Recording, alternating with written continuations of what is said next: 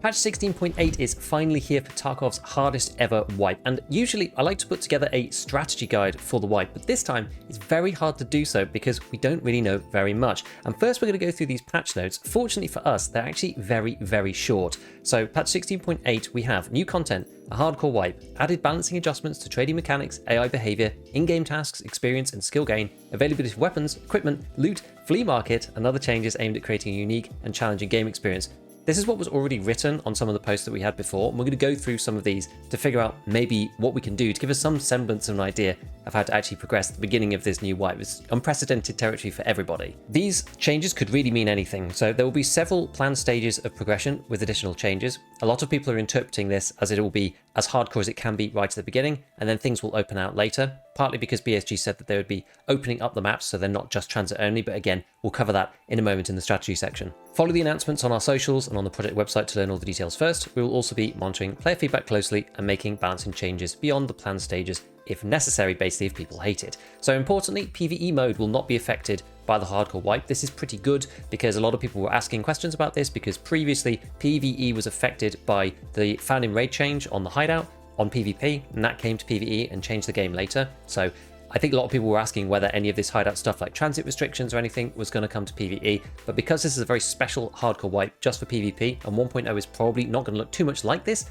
maybe some changes will come if people like them, but 1.0 is going to look much more like last wipe, I think, than this wipe. It seems like they've decided that PvE will just stay as it is, which I think is good because people only need to wipe their accounts to get access to 1.0 anyway, and so at this point in time, they shouldn't really be affected. Alright, so what have they actually added? Prestige. 2 new Prestige levels with a bunch of different stuff. You can read these if you want, but it's all cosmetic things. And then on Prestige 3 and 4, you have Skill and Weapon Mastery that has the progression saved 15% and 20% when you reset your character again. And you're also allowed to transfer weapons, helmets, armor, and attachments through the item transfer from Prestige. So when you Prestige, you're allowed to transfer a certain amount of items to your new character to give you a little bit of a boost, and now you can transfer some of these items too. This is just not going to be relevant for 99% of the player base. They've also added the AK-50. This is Brandon Herrera's meme gun that he actually built in real life, and Nikita thought it was funny, so he's added it, and there's a task chain to obtain it. It's probably going to be quite difficult. Knowing BSG, a lot of these new weapons, things like the Sacco, they're really hard to actually unlock. But if you want to go and do that, it's there.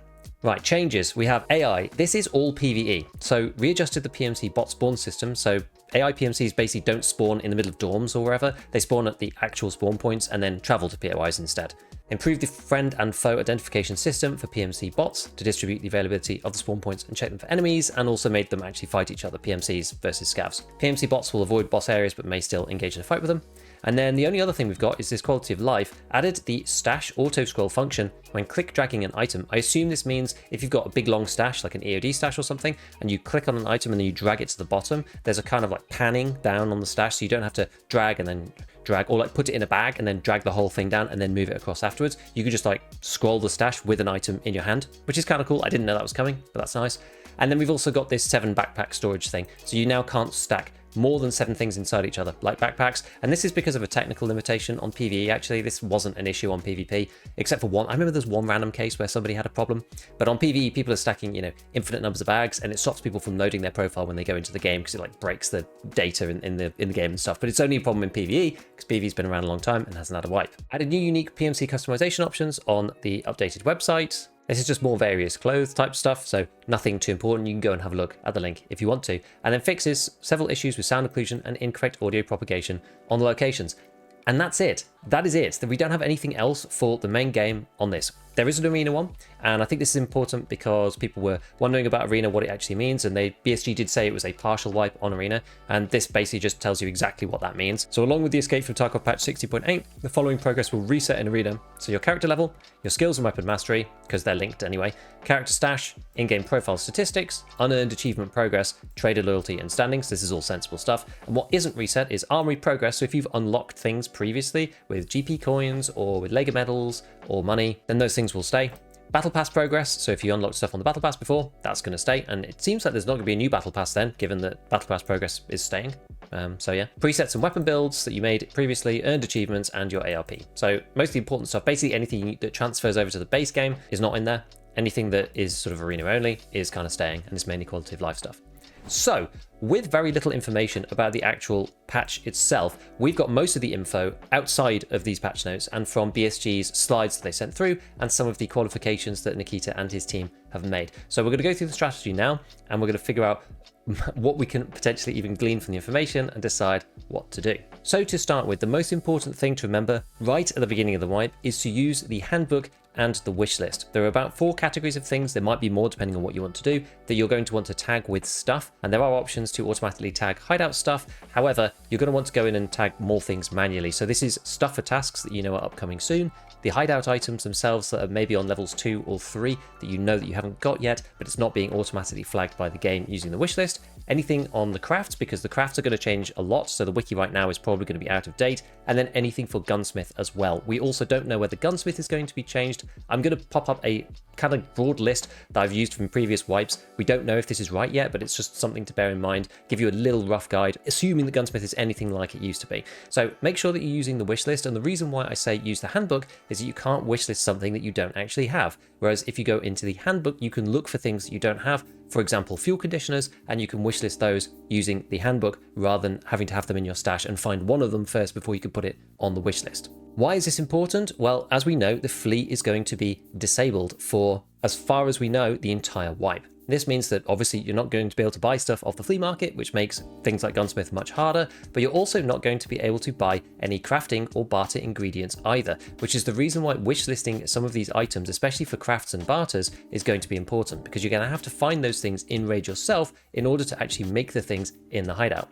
We don't know what the recipes are going to be yet, and as per BSG, they've shifted a lot of these things up, especially around ammo crafts, so we're going to have to see when the game opens out to know exactly what. That's why I can't give you a wishlist guide right this moment, because we just don't know what you're going to need yet. But with the fleet closed, it means that getting this stuff yourself is going to be a lot more important. To this point, we know that we're going to have increased item requirements for the hideout zones, but the hideout zones don't need find in Raid. The ramifications of this is that you can put things that you find for the hideout in your secure container and then use them in the hideout itself, which is really, really nice. So make sure that you wishlist those things, and when you find them, you put them in your secure container so that then you can slowly get incremental progress. I don't know how hard it is going to be to produce these various modules and how many items you're going to need, whether it's going to just be an increase in the number of items based on the existing recipes or whether they've added new items to every module, I'm not sure. But the fact that you can put things in your secure container actually does make it a little bit easier. People are saying this is going to be really hard with the increased items, but last wipe you couldn't put anything in your secure because you had to survive, because it had to have find in Raid to be used on the hideout. And the reason for that was because the flea was only disabled for the first little piece, whereas this time the flea's disabled for the whole wipe. So it means that we're able to have the stuff in the secure container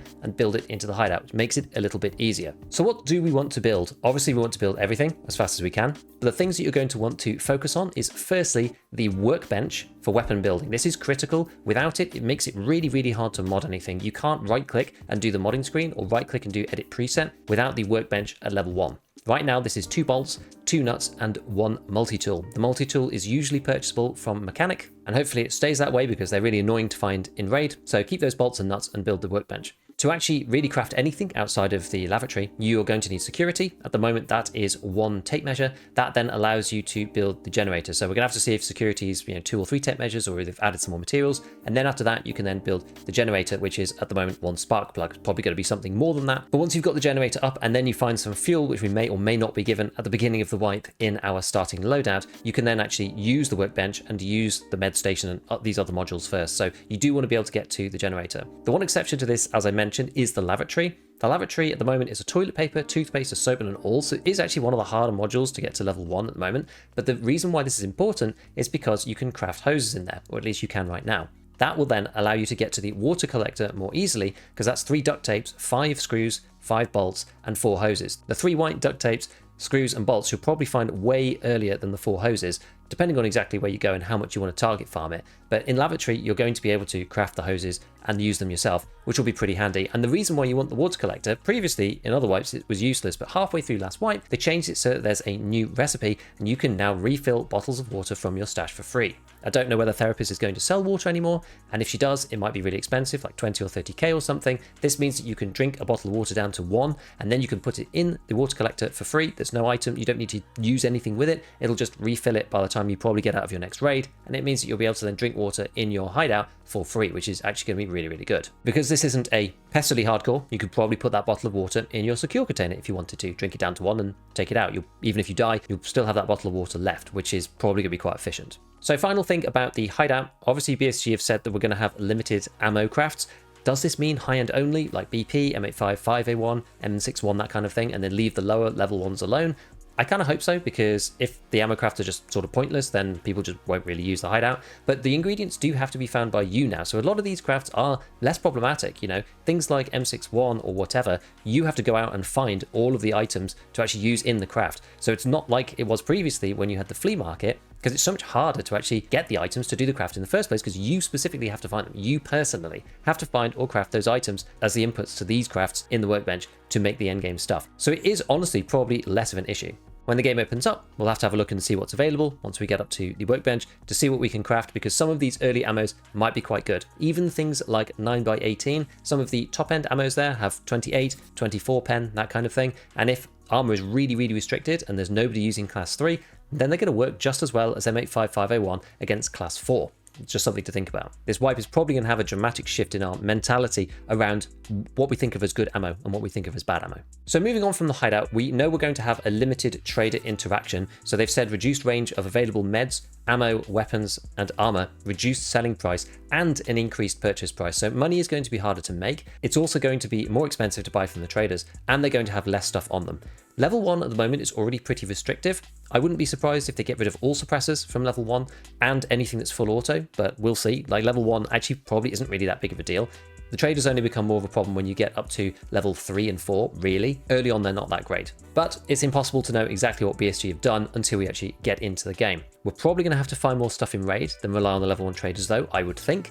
And from my experiences playing hardcore, the big issues there when you can't use the traders at all is finding rigs, bags, and headsets. So depending on the exact layout of those particular items on the traders, that could make the wipe really quite hard actually if you're not able to find those things. Or now that we have personal limits, because remember, the global limit system got removed so that no longer do you have to worry about other people buying out all the stock on the reset. But you do have to worry about your own personal limit. So if they've put a personal limit of like 1 bag on, for example, every 3 hours, that's going to really suck at the beginning of the wipe, because you're not going to be able to buy stuff easily and you have to go out and get it from scavs, which is kind of the point of hardcore, but it's just something to pay attention to. Have a look at those personal limits and see which ones are restrictive, so then you can kind of know, oh, I actually need to look out for headsets, or I need to look out for rigs, or I need to look out for bags. On this note, learn the barters. The barters are going to be so much more important when playing hardcore. Again, this is something that you get if you try out a sort of self-imposed hardcore like Pestily style rules, because you're not allowed to buy from the traders, you're only allowed to barter. And those barters can be really, really powerful sometimes, especially when you're not able to sell anything on the flea market. You don't need to save a lot of these items for money. It's really only going to matter what they sell to the traders, and outside of that, you can just use these items for barters. So you don't have to really worry about hoarding stuff for the flea anymore. This is going to change the wipe completely. So learn those barters, wishlist them like I said at the beginning, and make sure that you're picking up the stuff that's going to allow you to basically just run normal kits throughout this wipe, rather than just suddenly realize that you have no bags and no rigs and you can't pick anything up. We've also been told that there's going to be a reduced spawn chance of rare loot. So I don't know exactly what this is going to mean. And a lot of people were saying, this kind of sucks because it's hardcore, you know, you want to be finding good stuff in raid. But I think the issue is you don't want people just to go to USEC camp or MVD building one time and be able to have all the in-game ammo. I think that's not the idea. And Applezor, the lead community manager over on Twitter, he did post that it won't affect all the loot, but rather how good like the weapons mods, ammo, and other stuff that was easily available is. So I just think you won't be able to get stuff so easily like you could before. I've been playing hardcore recently, as I said, and if you go to Woods, a USEC camp, you can pick up like M85 5A1, you can pick up M61, that kind of thing, you know, 300 blackout AP, better stuff that you can get on the traders. And that's going to really skew the balance quite a lot. Basically, whoever's going to get to those hotspots first will end up winning. And so I'm pretty sure that that loot is going to be significantly decreased in quality. It'll probably still be decent, but I don't think it's just going to be the gold mine that it is right now. On that note, we do have secure container restrictions that do specifically affect ammo. So BSG have told us that you cannot have ammo, currency, and certain medicines inside your secure container. This means we're going to have to be a lot more careful about what ammo we bring with us, because it's going to have to go in your rig or your bag. If you die to a PMC or even a scav, you're going to lose that because there's no insurance on ammo anyway. BSG haven't said if they're doing anything with insurance yet, we don't know. But if you lose your ammo, you never get it back anyway. But then the flip side of this, if you do kill another PMC, they're going to have their best ammo on them. So it's going to be a balance between how much you take into each raid to give you a good ability to kill other players who are wearing armor, but you don't want to take it all, because if you die to a scav 3 minutes in with a shotgun because they just peeked you and that was the end of it, then you're going to lose all of it in one go. So this is going to be a bit tricky, and I do think that when I've been playing hardcore myself, 545 ammo, 7.62 by 39 and shotguns are all really quite powerful because you can pick up ammo for those so easily. Scavs often have those ammos, and it's better to have something than nothing if you run out. And certain weapons like the MP7 or the P90 or the SR2M, they have kind of niche ammo. There's only a few guns that use those particular ammos, and they're just quite hard to use. So I think, depending on the ammo availability, we'll have to see, but I think that those guns are going to be probably the best to start with. 555 AKs, 7.62, SKS, AKM, Beppers, that kind of thing. Just because you're going to be able to find ammo relatively plentifully in raid, which means you're not going to have to worry too much about min-maxing it. Currency not going into secure is kind of the same thing. We're going to have to use currency for a few things, mainly transit, because we're going to have to transit to certain maps, which we're going to come on to in a second. And that's going to be really handy because you're going to be able to move items from your player back to your stash, and they can have fun in raid in them. So say if you pick up a Salewa, you can go to a transit and you can move the Salewa through the transit back to your stash without leaving the raid. You don't have to go all the way to the actual final exit. It allows you to get your quest progression without having to get to the proper exit and do the transit, but you're going to have to pay for it. So you're probably going to want to have some money in raid, 10k, 15k, 20k, something like that, depending on your budget and how much you actually have. Otherwise you can't pay for the transit stuff, and you can't pay for car extract either, or even the BTR if you did want to take that on woods or streets. Now, one important point to remember is that cash registers are buffed a significant amount. Whether that's going to be rolled back some way, it probably will be in this particular wipe, but you can go and loot some cash registers. So have a look at the maps and see where they are. Just try and remember where they are, and go and loot cash registers to get yourself some money so that you can actually, use the transits or whatever. That will then prevent you from having to actually bring it in. Obviously, you're going to have to go through the map to those particular places, which could be dangerous because lots of people might be going there. So just something to think about. The meds one is a bit tricky. We don't know exactly what they mean by meds because they said some meds. So some people are speculating that this means you won't be able to put a grizzly in there and big health kits. Some people are saying it won't be able to put stims, which means that you then won't be able to use the injector case. Although I'm not sure if that's going to be as big of a problem. If BSG get rid of all the stims off the traders, then the stims are going to be really rare anyway, so I don't think it'll be an issue. Or it might be long-term painkillers, things like Golden Star, Vaseline, to stop people from just having them in the pocket and then using them whenever. I think that's maybe something else that they could do. That one really going to have to see. It just depends on the exact restrictions, so I can't really say much else about that right now. The one final piece of the traders, which seemed to be a little bit imbalanced, was about ref. Now, I know that Tiggs mentioned about ref on Twitter, and Nikita actually responded to him directly saying that both ref and scavs, by the way, were going to be nerfed. So hopefully there's either no ref link or it's like really diminished or something like that at the beginning of the wipe, because ref will kind of ruin this hardcore wipe if it's too powerful and there's too much stuff. I'd rather him just kind of not be part of this until 1.0 again or something, but we're gonna have to see what they do. And then scavs, I don't know whether scavs are going to have the same map restrictions that PMCs have, or whether they're going to be on a much longer cooldown, for example like an hour or something like that, so you can't just play scav over and over again, because again that's probably going to diminish the effect of the hardcore wipe. It'll be really difficult not to be able to play a lot of scav, but it's going to diminish the effect of the hardcore wipe, so we're going to have to see. And that's the thing, if scavs are subject to the same restricted location accessibility as PMCs that we know, BSG have basically said that most of the locations will only be accessible through transitions from appropriate locations. There are 10 maps in the game, 11 if you include Labyrinth, which I don't really for these purposes, so most means 6.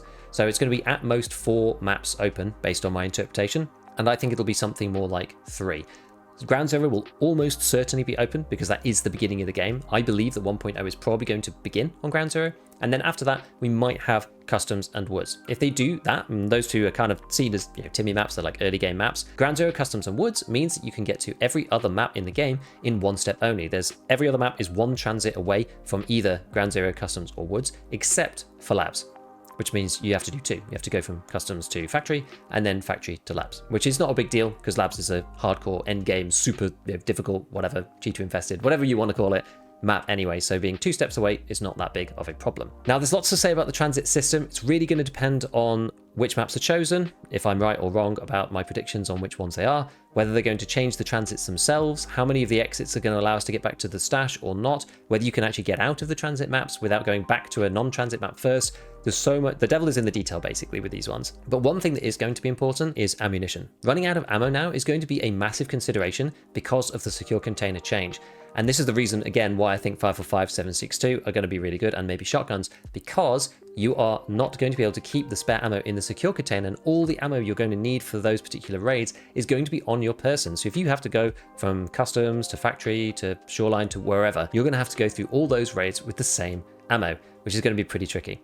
One of the reasons why I think shotguns might be quite good is a lot of people may just not have any armor at all, or they might end up with low-grade armor, and you might be able to craft Piranha in Workbench 1. You can at the moment, we're going to have to see, but Piranha, if you can get hold of it in a shotgun, that's going to destroy everybody. If they're wearing class 3 or less, you're going to just kill them in like 2 hits. It's going to be insane. So this might be the wipe of the shotgun. Who knows? One strategy, possibly at the beginning, is to be running these free maps, Ground Zero Customs Woods, to grab stuff and then leave, so you can just do them one at a time. And then once you've got yourself a significant amount of kits, so you can actually go and do the longer raids, then you can go and do various things on shoreline or reserve or wherever is going to be a 2-step jump. But I think that might be the play to begin with. You know, you're going to be gathering materials, equipment, whatever, on the maps that are free, easy to get in and out of, and then you can venture out once you've got yourself set up. One very important thing to remember now is that if you transfer, that counts now as a survive and extract for quests. So for example, delivery from the past, you can go to customs, grab the pocket watch, transit over to factory, and then go and deposit it. You then don't need to leave out of gate 3. You could then go and do a transit instead, and it'll count as a survive and extract. This is going to be kind of important to remember if there's more transits than there are normal exits. So that's going to allow you to complete a lot of these quests without having to go out of the regular extract, and maybe go out of one that you're right next to. I'm hoping that there's not going to be a problem with dying afterwards. I know Tarkov usually has these issues where the quest says it's completed, but then if you die afterwards, it ends up failing. So we're going to have to see whether that actually happens or not. But hopefully it's coded right, and it means that once you've transited, you'll complete the quest. And then even if you die after that, then you'll still have it completed. Fingers crossed. As for maps, given the Ground Zero is probably going to still be the starter map, it's probably also going to have the starter quests as well. It's important that you remember how to play this one. Ground Zero is a bit of an annoying map. The extracts are quite close and the map is quite small, but it's typically very, very dense, especially at the beginning of the wipe because everyone is playing there. So the main thing to remember is to kind of revisit the routes through. There's basically one route through the top if you're from the Nakatani end. If you're in the Emacom end, there's actually more that you can do if you're over by the Terra Group building and stuff. But at the Nakatani end, there's only one route you can go through up until this particular set of stairs. You're either going across the street over to Tarbank, or you're going up kind of back through the cafes or down into the underground. Remember that you both have the underground from here and the above route to play with, because otherwise it makes Ground Zero a really, really, really difficult map. Also, just let the map breathe a little bit. You don't need to be in and out straight away. A lot of people will be careful this wipe, but they also want their quest to be done. So once they've completed whatever it is, you know, going saving them all or burning rubber or whatever, they're probably going to be trying to leave the raid as soon as they can so that they don't die and they can get their quest progression. So if you leave the raid to breathe a bit, you probably will have a lot less PMCs because a lot of people will just try to leave straight away. So don't try to rush it. Rushing on wipe day is a surefire way of getting killed and having a 20% survival rate. So just chill, take your time, don't worry too much. Try to revisit Ground Zero, have a look at the map, remind yourself of the layout and some of the safe routes, use the underground if you need to, and just try to have fun. Now, 100% boss spawn chance on all locations. I don't know if this is coming literally on the very first day. It might be, but this could be really good for farming, depending on the gear that they have on them. I don't think that they will have the gear that they usually do. I don't think Rishala's guards, Sanitar will have Alton's on, for example. Tagilla might not have his class 6. It's not really certain right now, but if they have the gear that they usually do, yes, they will be really difficult and hard to kill. But if you get it, you're kind of just going to become a god amongst men. So I imagine that they probably won't have that for the time being. In terms of the easiest to kill, if you do actually want to go after targeting the bosses, they are 100%. I think it probably is Sturman as the easiest one to kill. Getting out of there is kind of another question, so it sort of depends on where you kill him. But Sturman is easier because he doesn't really wear any armor, and there's only 3 of them. There's 2 guards and him himself. Rishala can be pretty easy because of the locations that he's in. You could take the guards out one by one. Tagilla, although he's not actually that straightforward on his own, he is by himself, and you know where he's going to be on factory because you don't really get jumped by him because the map is so small, and you can kind of hear where he is, especially if you chuck grenades around. He is going to be kind of hard to kill, but he does have a weak spot at the back of his head. Also, you might be able to kill him with leg matter through Magnum Buckshot. Then we probably have Sanitar. Again, it depends where he spawns and where his guards are exactly, but he's not usually too bad these days. Kolontai is kind of annoying because he jams your gun and has quite a lot of followers. Kaban is in one particular place on streets, so if you're an expert at clearing that section on streets, then he might be a relatively easy one for you, but I think he's going to be quite hard for most players because lots of people go there. It's a big POI. He has a ton of dudes as well, and without good armor, you're just going to get one-tapped by the mounted machine guns and stuff like that. Gluha is also a pain because he can kind of be anywhere on reserve. He wanders around, and there's loads of boys. There's so many of them. It's really difficult, especially in hardcore when we've got limited ammo, we've got limited armor. It only takes one of them to pop 2 shots at you with a decent gun to kill you. So I think Gluha's going to be probably at the end and killer because he just pops out of nowhere. The map is huge, and he's wearing amazing armor and deletes you instantly. So I think he's going to be quite difficult. We don't really know anything about goons, partisan, and cultists, whether they're going to be 100% or in specific spots or whatever. So it's hard to know right now. And rogues might be a good way. If you like Lighthouse and you're decent at Lighthouse, you can go into building 3 and wait for the rogues to push you, shoot them in the head as they come through the door and take their gear. That might be a decent way of going about getting some stuff, but it's kind of going to depend on what they have on them. A lot of the rogue gear isn't actually really that good, but maybe in hardcore, it'll be amazing. We're going to get reduced XP for killing enemies and dying, and increased XP for surviving. So the long and the short of it is play more carefully, wait longer to leave the raid and try not to die. Kind of obvious. And increased AI difficulty. So just don't peek the same angle twice. Fight against scavs as you would play, not exactly as you would against players, but basically just don't peek and fire 1, 2, 3, 4 shots and expect to not die. Like if you fire like 1 or 2 shots and the scav's turn to you, is locked onto you and is beginning to or has started to shoot, don't peek that again. If you die to that, like I don't want to hear you complaining about scav AI. If you die to scavs in that particular instance, yeah, if they turn around and one-tap you, sure, like that's fair enough complaint. But if they fire 1, 2, 3, 4 shots and then they kill you with the 5th shot and you were just stood there like taking pot shots, like honestly, you deserve to die here, especially if the AI difficulty is increased, and we know this. So as soon as you get shot at, rotate, go to a different angle. Scavs are pretty stupid, honestly. There's no need to die to them. So on the final page from BSG, they basically said that all restrictions indicating the infographics will be wave-like. As players progress, we have planned sections of changes that will affect the gameplay, including the gradual opening of locations on the location selection screen. So this seems to me like they're going to be opening the game up as time goes on and actually making it easier. And the most hardcore restrictions are probably going to be at the start. We will see. It's definitely going to be that way for travel restrictions. Bosses could be the other way around, where they start off a bit lower and then end up at 100%, but I'm not really sure.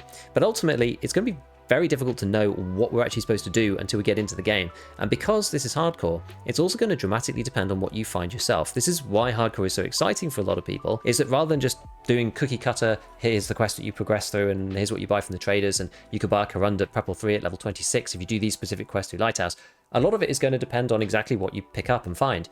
And that's going to drive your journey. It's going to be different to everybody else's. So it's going to make it a bit harder for me to make guides, for example, but there's definitely going to be some stuff that we can do to get through this wipe together.